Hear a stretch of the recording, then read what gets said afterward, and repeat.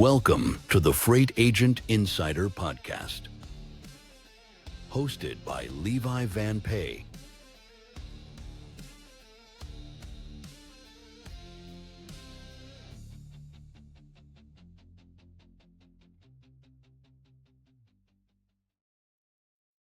Hello, everybody. Welcome into Freight Agent Insider. I'm so happy to have you all back. You're in for a treat today. It's going to be a good one. First and foremost, just want to say to everybody, thank you for tuning in. This is just one of our first few episodes inside of the new studio. If you take a look around, it's small, but it's better than the little mini computer that we had going on before. And as we grow, so does our audience, and so do the quality of our guests. There is just so much cool stuff coming up from our guests. Today is no different. This is going to be a very special episode. I want to talk really quick before we get the show kicked off about FAX27. This is my baby. We're doing a conference in Las Vegas in January. This is the first ever agent-focused conference for agents by agents. So we'll talk more about that. But if you want to see some of the speakers that are going to be joining, just go to FAX27.com and you can kind of see how this lineup is shaping up. And we may get lucky enough to actually have the guest that's joining us today as our intro speaker for the first night. So I'm really excited to talk more about that. But before we get into that, just want to remind everybody, the algorithm, whatever platform you're watching or listening to the show right now, it only works if you subscribe. So if you could just take a moment, it means the world as an independent podcaster to subscribe. Last thing, freightagentinsider.com. Head over there, and if you want to get involved with the show, go to the page, talk to us live. You can do it right from your phone. You can pre-record a question, and we will answer it live on the show with our guest. Very fun. All right, everybody, let's get this thing rolling. Wow. Can't believe this guy's here today. He is a man among men, and I mean that quite literally. He is actually a man among men. Introducing to everybody, Desmond Clark. Desmond, how are you today, man? I'm doing pretty good, man. I mean, I was doing better before I got on here and I see you wearing that Green Bay hoodie. I was doing much better, but I'll be able to overcome. I'll still be able to do this podcast and not, feel any type of way about it. This was a complete accident. I didn't plan for this. Yeah, right. Anyway, of course. Any shape, any form. Things just happen. My wardrobe, I am a Wisconsinite. Once in a while I throw on some Packers gear and, it just ended up being that day. I haven't worn this sweatshirt in 2 years, but it was just a random day that it came on. I'm sure. We'll go with that story. That's your story. You're going to stick to it. That's the honest truth. Des, we're talking a little bit about the Packers already. Can you tell us who you are? What is your background? What is your history? And what do you do now?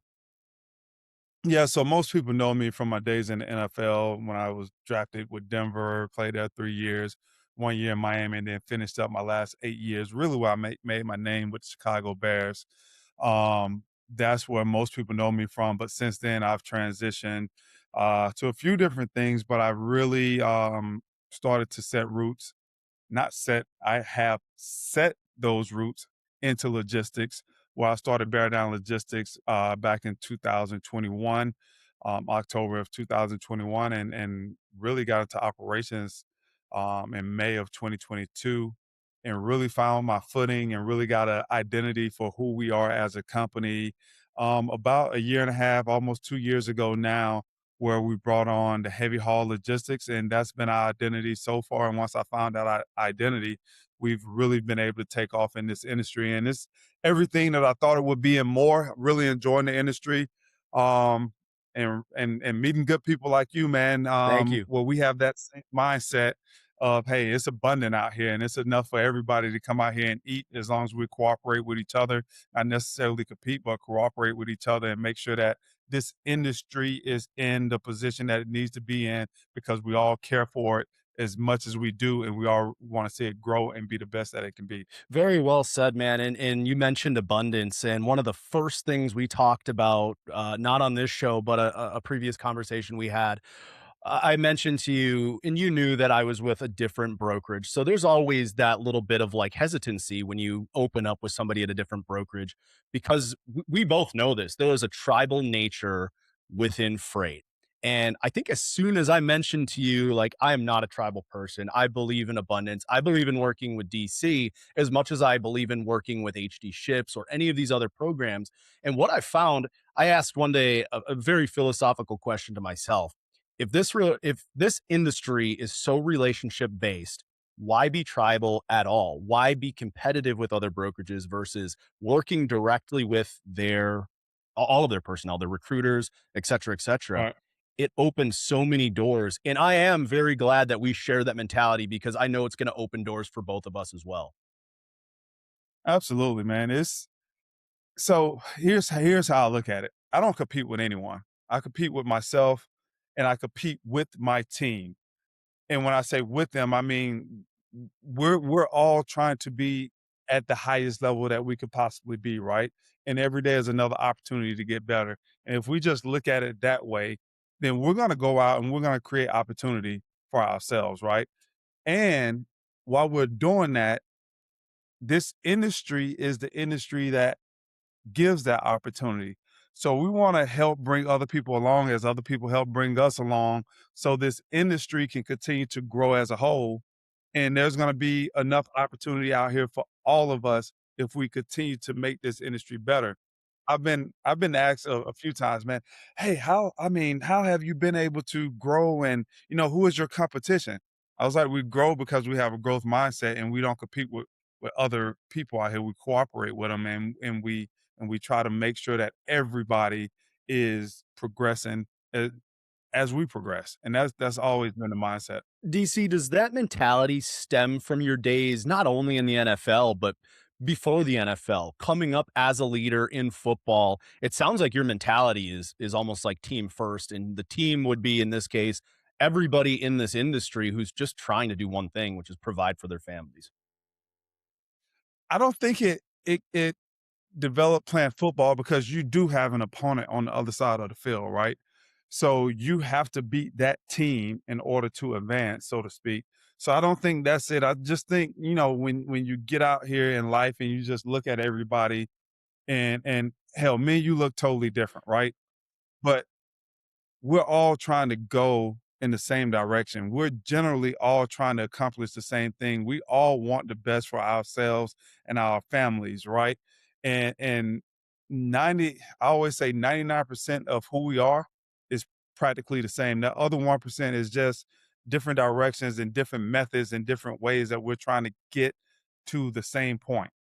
And understanding that, you know, just because somebody else choose to do it a different way or see Yep. it a different way, that's okay.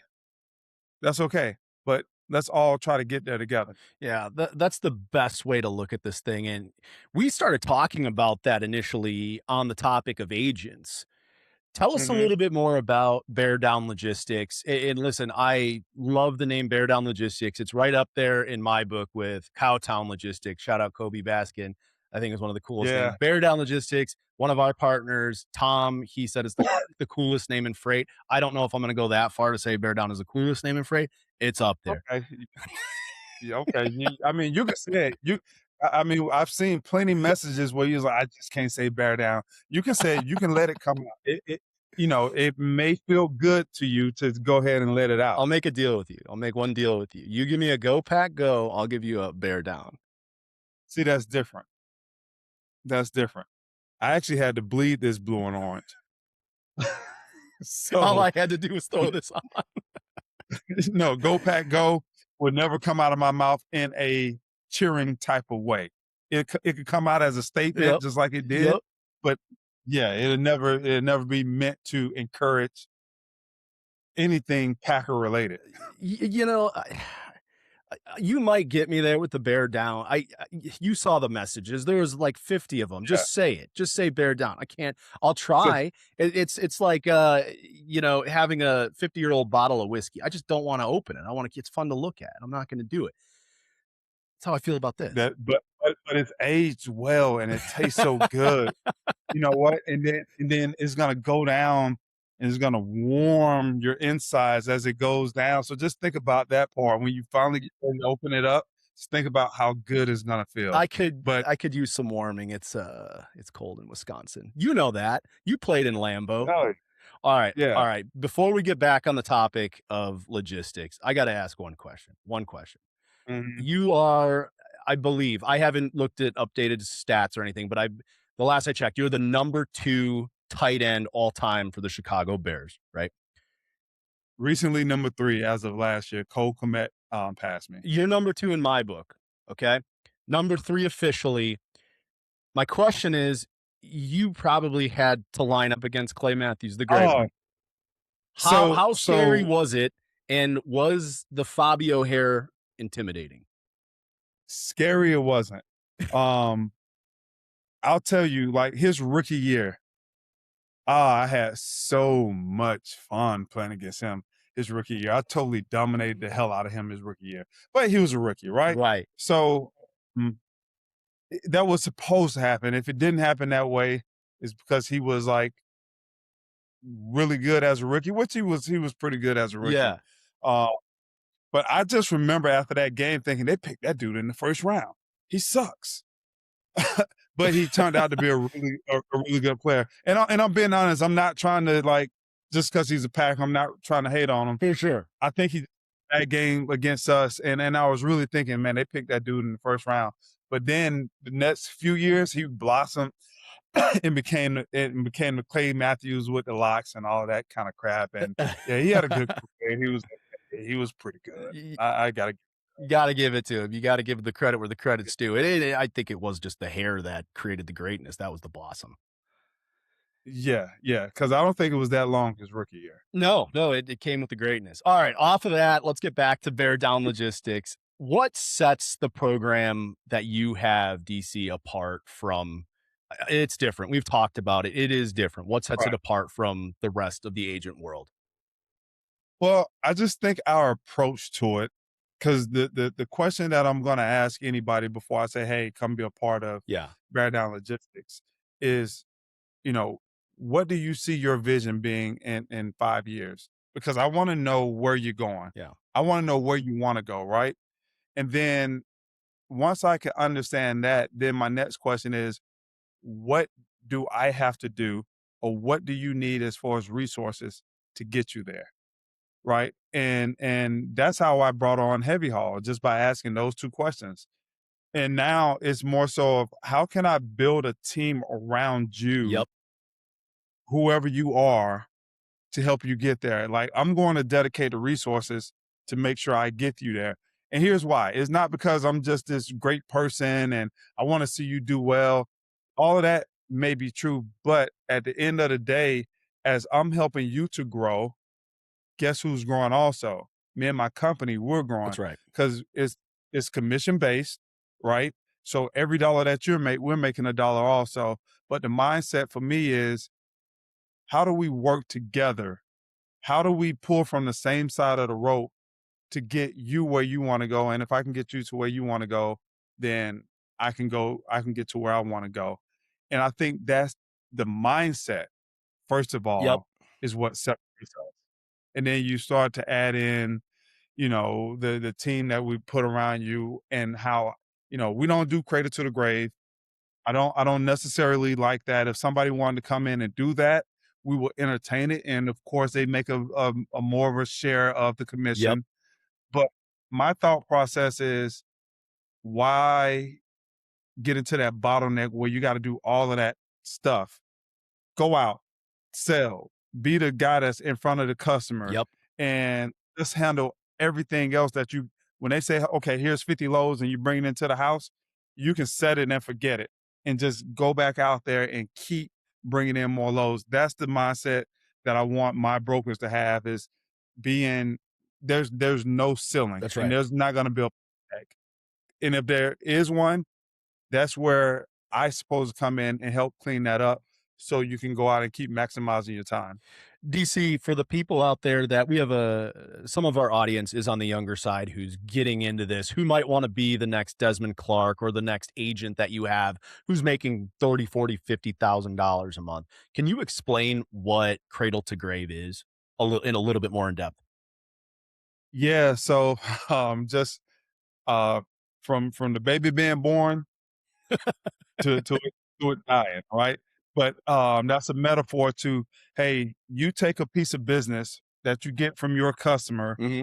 from the start of it, from when they say, hey, here's a load. Yep. Now you have to actually get the load, everything internal. You got to go post the load, or if you have carriers that you already know, book your carrier. You got to communicate with the carrier and the customer, make sure that it's picked up, make sure that in transit everything is on point, make sure that everything is delivered on time, make sure that the BOL and all of the other documentation that you need is signed, make sure that you upload all of that stuff to whatever TMS system that you have, Yep. make sure that you communicating that all of this stuff is uploaded, everything. And then you also have to do your own invoicing and make sure that the carrier gets paid and and that you're getting paid from the customer. Like that is a lot of stuff that is non-income producing, right? So we try to take all of the non-income producing activities away from the broker. And your team For handles that. my team handles all of that for you. Once it's on the board and you give your team the instructions of, hey, here's how much we want to book this load Yep. for. It's going to be in between $1,400 and $1,700, high end, low end. Here are all the instructions for pickup, delivery. Here's your contacts. Put all that stuff. You have to build your load, and once you build your load and give all the instructions, you can set it and forget it. We're going to make sure it's get Yep. picked up, make sure all the paperwork is in place. We're going to do all the check calls and make sure that we come back to you and say, hey, they're on time or they're running 2 hours late. So you can keep your customer up to date with all the information. We're going to make sure it's delivered. We're going to make sure that the POD and the BOLs are all signed. We're going to get all that paperwork uploaded. We're going to make sure that all the invoices come in, and we're going to make sure that you get paid. We're going to make sure that the customer pays. We're going to make sure that the carrier get paid, so you don't have to worry about any of that stuff. You're absolutely right about the bottleneck piece of this because, just as an example, the way Select Transport operates, their agent program is Cradle to Grave. So a little bit opposite of the way you're doing it. There is no 100% right or wrong way of doing these things. Right, Some right. people prefer Cradle to Grave. Some people would 100% rather do exactly what you're doing. I've met those agents and they love it because, like you said, there is no bottleneck. It's just this massive ceiling. So I agree with you completely that I have those agents where they're getting to that like 50, 60K mark. It's like, okay, I got to hire my own people. It's the Mhm. same thing, except you've already got it in place where, hey, From the beginning. yeah, you've got the infrastructure already set up. So all you're doing is you're reaching out to the agents, getting these agents over there. You grow as big as you want to grow, and your staff DC will grow as the agents grow to accommodate the business that your agents are bringing. Is that correct? Correct, correct. And I don't know how it works with other companies, but if you are credited to grave and you get to that point where, man, I'm doing too much and I don't have enough time to go out and get more business, I don't know if those agencies hire the people for you, or you gotta do that yourself and you gotta train them. But we do all of that on the back end for you. Like you just come in, and of course they gotta have a relationship Yep. with their team. Yep. But we're doing all of the training, we're doing all of that stuff for you. Where, hey, again, my focus for you is to go out, get business, bring business in house with very limited back office type of activities Mhm. that you have to do. I love it, man. So let me ask you this. How did you go from the number 3 all-time tight end for the Bears which is such an accomplished career in itself. I mean, it seems like most guys, like look at Tom Brady or anybody who's had success in the NFL, they go into like something more media related in the NFL. You found your way Mhm. into logistics, which is, I don't know how many NFL or NBA or MLB guys go from a pro sport to logistics. I'm sure it's more than I know. How Mhm. did you do that, or why did you come into logistics? Well, first of all, what you said is probably more than you know because I just 2 days ago, I met a guy. I think he's still in the NFL, Yep, and he has a legit company. He's just getting it started. incredible. Had a guy from Wake Forest. He's still in the NFL, and he's looking for. And he called me, "Hey man, how did you get started? Because I want to go into logistics." So there's a lot of people out there. I think people know that Cam Newton is out there. He's probably the biggest star from the NFL in logistics.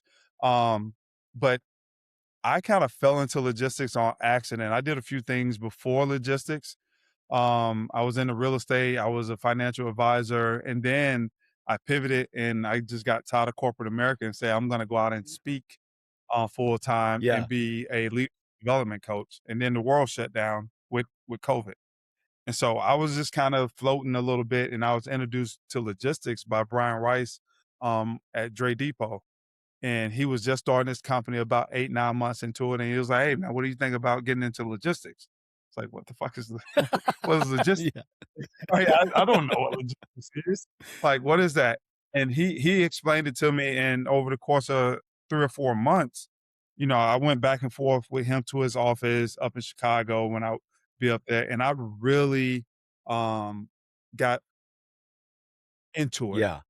right? And I was like, "I think I can actually do this." And I pivoted on him and I said, "Hey, man, I really want to start my own company now. Would you help me as long as I just don't step on your toes and go into dredge?" And he helped me get started. So that was the story, man. I wasn't looking to be in logistics, never knew what logistics was. But after 3 or 4 months of seeing what he was doing and then starting the company and studying for another 6 months before I really cracked open the phone and the computer and bought that first list of 500 people to call, Yep. um, and got I got my first customer up in Wisconsin. Okay, okay.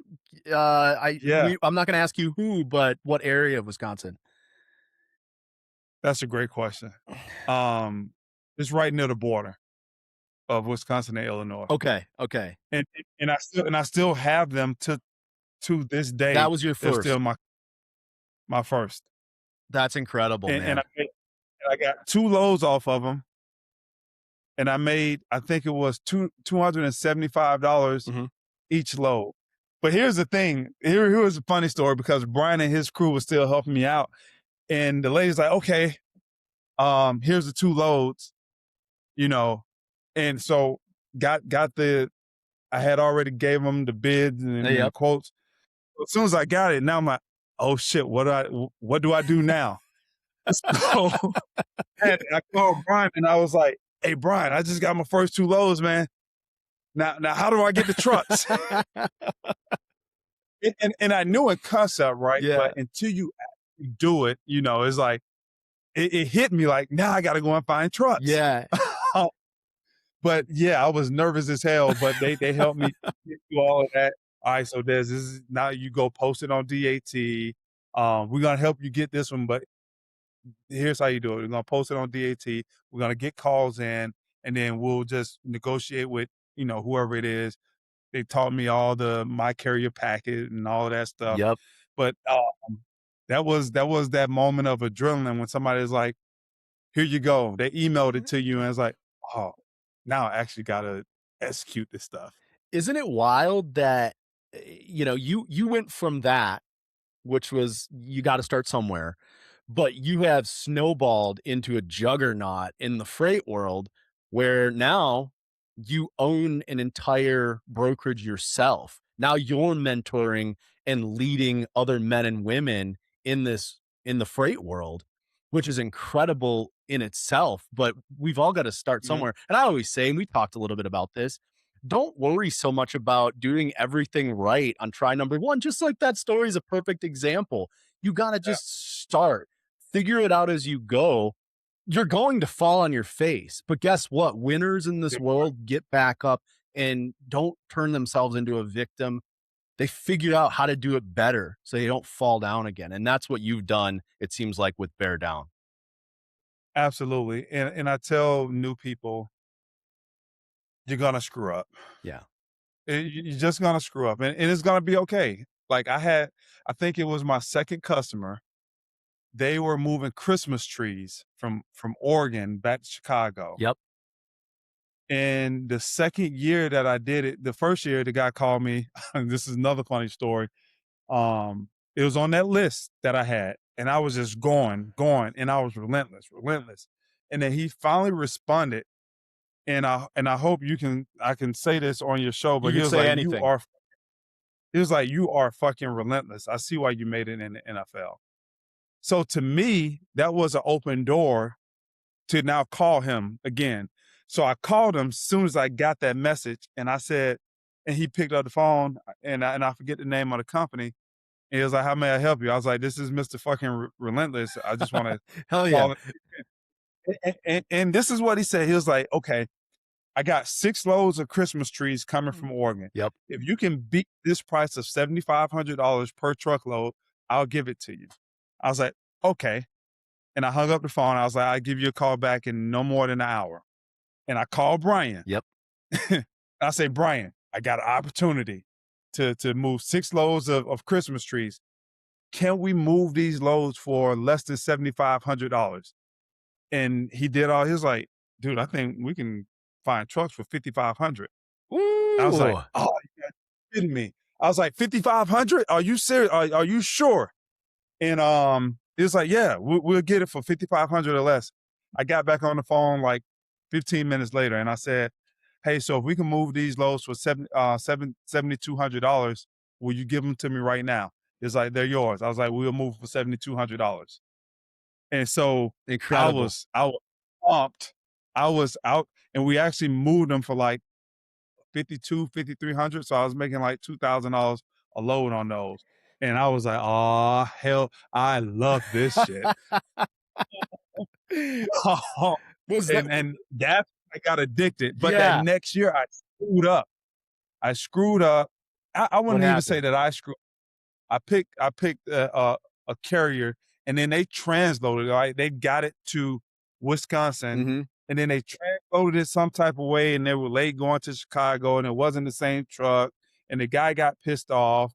Then we had another one that showed up late, and and I ended up losing it because it wasn't as smooth as it was supposed to be. But it happens, right? Right. And I had to learn from it, and I got better from it. I learned how to really focus on focus in on, okay, who am I actually hiring, and then actually getting the trailer number, getting the tractor Yep. number, getting the ID for the actual driver. Yep. I implement it right away. So that person has to be there to deliver. So I'll know and they'll know that we're getting the right person. And it also puts that carrier on notice, like, you Yeah. can't do no fucking switcheroo because they're gonna check this when they get there. That's right. Mr. Yeah. fucking Relentless. I love that. And that is absolutely you. Okay, I got 2 things for you, man. So number 1, first of all, question number 1, and I'll parlay this into question number 2. Question number 1, everybody knows you in Chicago Bears lore. Have you ever thought about just dialing every Chicago-based shipper, be like, "Yo, this is Mr. fucking Relentless, ex-Chicago Bear. Like, hey, let me move your freight." I guarantee you they'll at least hear you out. And then before I forget it, question number 2 for you, and we can break these down, is when you started Bear Down, your career in the NFL, your ability to you were on a Super Bowl team, man. Like that's Yeah. incredible. Your uncanny ability to create teams and understand what a good team looks like. Do you lean into Mhm. that with your agents and your employees? So 2 questions there. Let's break those both down. What was that first one again? First question is just purely going after the Chicago-based shippers. Yeah, okay. Okay, so yeah, I tried that. That didn't work. What? Really? I don't buy it. What happened? Oh, it worked somewhat. Uh-huh. That's how I got my first customer, Okay. right? Bec Through the whole Chicago Bear thing out there, they were a Chicago Bear fan, Yeah. and they were like, "Oh, wow," like, and then we started talking more about Chicago Bears, and I believe that's why they gave me my first opportunity, right? Mhm. Okay. So, but for the trying to grow a business, I reached out to everybody, emails, former Chicago Bear, this and that. I would leave it on the message, hey, this is Desmond Clark. You may remember me for playing with Chicago Bears, Yeah. blah, blah, blah. On Bear Down. So I tried that. It it wasn't it wasn't going to be the way that I was going to get to where I wanted to go. You know, the more people wanted to have conversations with me about football than to actually give me freight. I can see that. I can see that. So and Yep. it wasn't a great strategy because at the end of the day, you're dealing with professionals That's right. on the other side of that phone, and they have a job to do. And great, you played sports with the Chicago Bears. I'm a fan of yours, but I think where I fell short there, I didn't know enough. I didn't speak the language enough. I didn't give them the confidence that they needed to say, yeah, I want to Right. work with you because of what you're doing in this industry, In this right? world. Right. Correct. Correct. So, but now saying that where I'm at now and using the Chicago Bears to add credibility to who I am as a leader of a company, it works magnificently, Yep. right? Yep. Because of what you said, being on a team, right? And understanding how a team dynamic work. When I first started Bear Down Logistics, I didn't start Bear Down Logistics so I can move freight. I started Bear Down Logistics to create a company that I can lead other people in Yep. moving freight. So it's a huge difference. But in order for me to do that, I needed to understand at a more than um a inch deep level Right. of what it takes to get it done. So I actually had to do it myself in order to understand what it takes to get it done. So that's what I'll say. You know, people, yeah, they are fans and they'll say, yeah, love the fact that you're doing this, Mhm. but can you actually do what I need to be done? And since I know more now, I can lean into the Chicago Bear stuff, Yep. but I'll also get into the nitty gritty and say, I have a team that is better than any other team in heavy haul that can get your work done. I have a broker that if you do show freight and you got to move all of your stuff to set up for your big conventions and this and that Yep. and the other, got a guy that can do that better than anybody else in the country. Right now is, dude, I love what you did in Chicago, but damn, you're killing it in the freight in Right. these industries. Now, yeah, let's see what you got. That's right. If you could do it all again, DC, knowing the work it took to, and you're a hard worker, you're Mr. fucking relentless, Mhm. but knowing how much work it took to get this thing off the ground, and I'm referring to Bear Down Logistics. If you could do it all again, would you do it the same way? Or would you just go the agent route where you can, like we're talking about, like just go find these customer relationships, make a bunch of money, make $2,000 a pop, like with the Christmas trees, and just ride off into the Right. sunset? I would definitely do it the agent way, but I think it's important to for people to know why I decided to go the agent route because I did have W-2 at first. My first two employees were W-2, Mhm. W-2. And after 7 months, months 5, 6, 7, we were making profit, right? So coming into 2023, I was like, yes, let's just hire more W-2 people. Let's bring them in and they're going to make money. Wrong. They're they didn't. And I didn't understand my business enough at the time to go out and I hired, 2 producing, income producing people and 2 support staff. which was my kids Yep. on the support staff Yep. side, and fire everybody. But I also hired my first broker at that time, and he was the only one that was in that was making money. Yeah. And what I realized is that the two that I hired and the one that I did already have, he was only making money because those were my clients that he was handling. When I Oh. started, he brought in, I was like, oh hell. Mhm.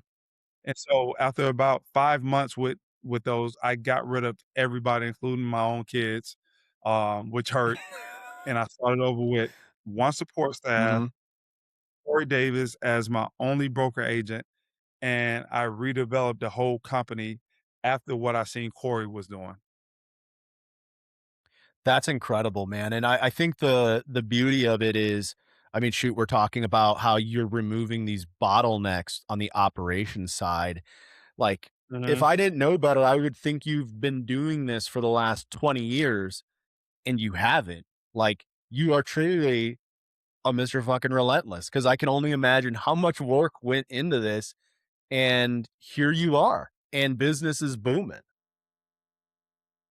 It's just one of those things of just studying, man. It's like I don't know what I don't know, but every time I had a problem, I had to figure it out, right?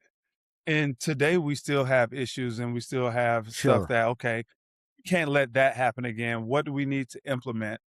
I just today, for instance, I sent a whole email out to my team saying, "Hey, before you send out another BOL, read through the BOLs, because we added some more verbiage in there Yep. to protect our customers, to protect the carrier, Yep. and most importantly, protect ourselves Mhm. with process that they have to do before signing off." Right.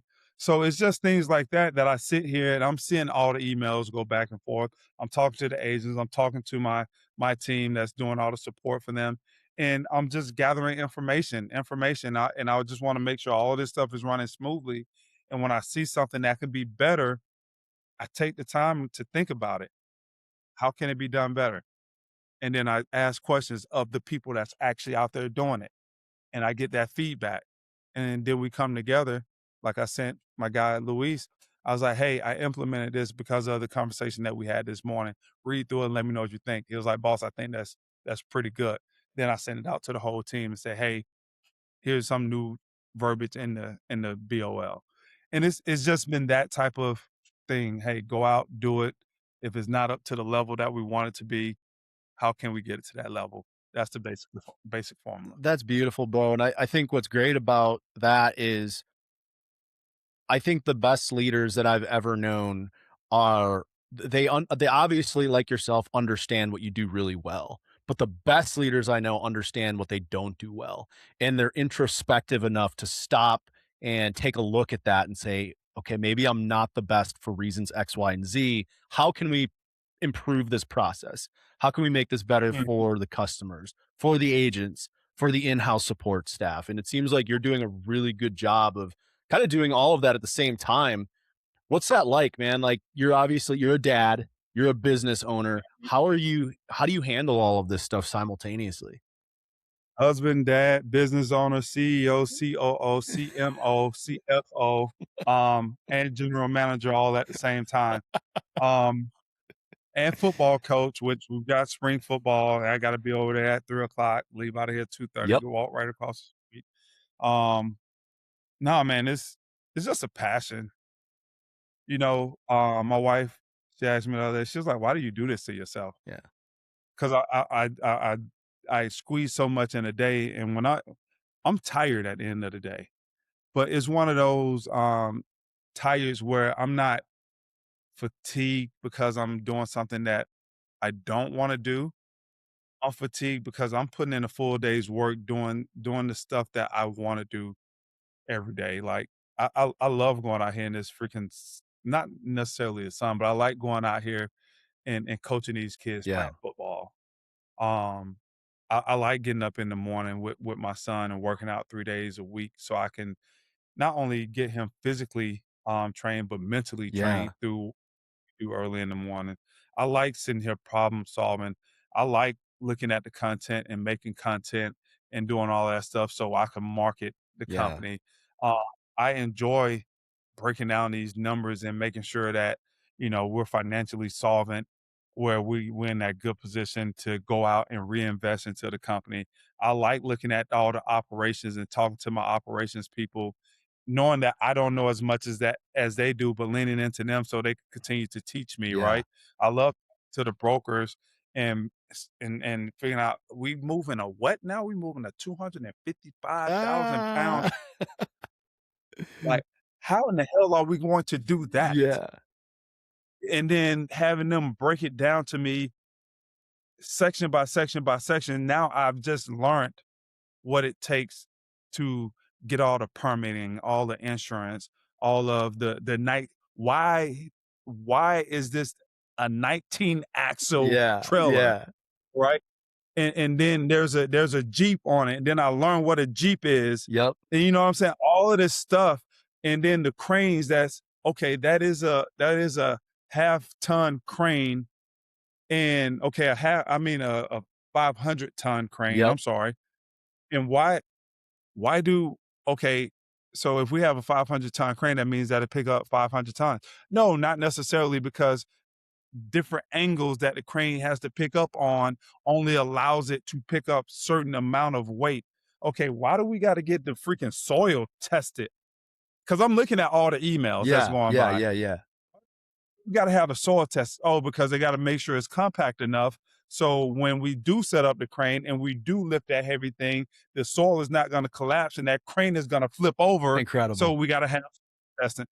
All of that stuff. I'm learning that stuff because I'm sitting here and I'm paying attention and I'm asking questions, and the shit is fucking amazing to me. Mm-hmm. And Yeah. what a blessing it is too, man, to be able to go to bed at the end of the night tired because you put in a hard day's work that you're proud of because you're building something, and like you said, something that you're passionate about. Let me ask you this question. What would you rather be doing right now if time was not a father time is undefeated, right? But if that was not a factor, would you rather be playing football in the NFL, or would you rather be building something like this that you're passionate about, that Oh, that you do you don't love? gotta give me those choices.